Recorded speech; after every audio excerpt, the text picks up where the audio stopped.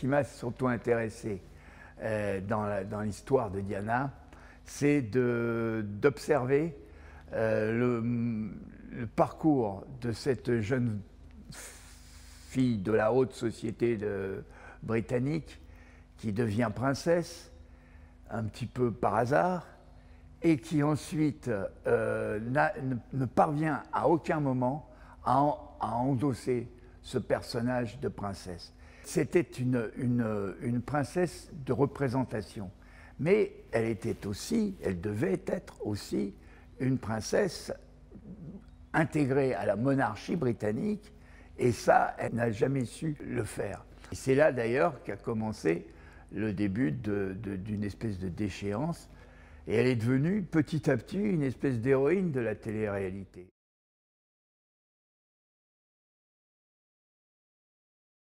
En fait, la voiture appartenait à un de mes amis, un directeur de société d'une grosse agence de publicité.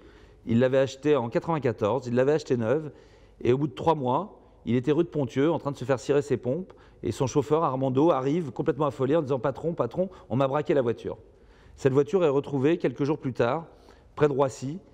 Elle avait servi à des prisonniers en permission à regagner leur prison, sauf qu'ils avaient eu un accident et que la voiture avait fait plusieurs tonneaux. La révélation qui est incroyable, c'est qu'en fait, cette voiture a été remboursée au propriétaire comme épave. C'était une épave, elle n'était pas réparable. Sauf qu'à l'époque, les épavistes ou les casseurs avaient le droit, avec une carte grise, de refaire une voiture. Donc l'histoire de la voiture, c'est qu'elle avait eu un premier accident très très grave. La deuxième chance, parce que c'est vrai que Pierre Lazareff avait raison, la malchance est une faute professionnelle, et là c'est vrai que dans cette enquête, nous avons eu énormément de chance, c'est que le conducteur habituel de la voiture jusqu'à 2 mois avant l'accident est un de mes amis qui s'appelle Karim. Et Karim, au bout de quelques années, a accepté ce qu'il avait toujours refusé, de parler face caméra et de raconter quoi?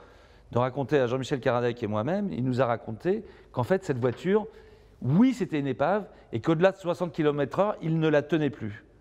Donc c'est vrai que c'est un peu déceptif peut-être de se dire c'est juste un accident parce que c'est pas assez romanesque. C'est pas qu'un accident, c'est toujours un concours de circonstances. C'est premièrement une voiture dans laquelle elle n'aurait jamais dû rouler parce que c'était une épave, qu'elle a 14 factures de chez Mercedes en 2 ans. Une voiture neuve, j'ai eu des voitures neuves, on ne peut pas avoir 14 factures de réparation en 2 ans.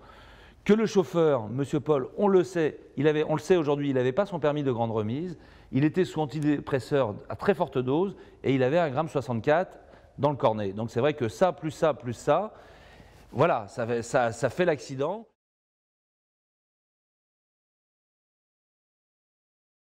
Il y avait 4874 Fiat Uno répertoriés en région Île-de-France. Curieusement, à la 1734e, ils auditionnent Lee Van Tan, qui était maître chien, qui avait une Fiat Uno. La police a cherché à le protéger, c'était un gamin, il avait 21 ans. Il était très important pour l'enquête parce qu'il leur permettait de fermer justement toutes les pistes un peu loufoques d'attentats, parce qu'il était le seul témoin. Il a un alibi parce qu'il était gardien de nuit, enfin il est veilleur de nuit, maître chien. Moi j'ai fait ça quand j'étais jeune, et c'est vrai que quand on est 2 à minuit, il y en a un qui dit tu termines la nuit et puis demain on change. Donc il a cette raison principale de ne pas s'arrêter lorsqu'il assiste à cet accident, il perd son job et son pote se fait virer. Le lendemain, il voit l'ampleur que prend cet accident, il n'a pas une raison de ne pas se dénoncer, il en a 1000, mais il n'est pas responsable, il en est même victime parce qu'il se fait rentrer dedans.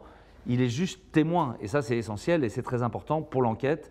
Et on comprend pourquoi les policiers ne l'ont pas livré en pâture à la presse à l'époque, parce que c'est vrai que sa vie aurait été infernale et qu'il n'est absolument pas responsable. Il est juste témoin, mais témoin essentiel. Et aujourd'hui, il ne nous parle pas, mais on lui dit exactement ce que je viens de vous dire. On lui dit tu pourrais parler 20 ans après, tu pourrais raconter que tu n'es pas responsable, que tu es victime, mais que tu es témoin. Et la seule phrase qu'il nous dit, il dit oui, je sais. Elle était aussi une princesse de papier, quoi. C'est-à-dire que sa disparition a bouleversé beaucoup de gens, et en même temps, après, ça a été bon, les gens sont passés à autre chose. En même temps, une héroïne de télé-réalité ne meurt pas en plein milieu d'une série, en plein milieu d'une saison. Et la saison n'était pas terminée, puisqu'on voulait savoir ce qu'elle serait devenue avec Dodi Al-Fayed, si elle allait continuer avec lui, si elle allait faire d'autres choses. On sait qu'elle avait des ambitions, ou bien si elle allait terminer sa vie comme Jackie Kennedy, quoi, en épousant Onassis.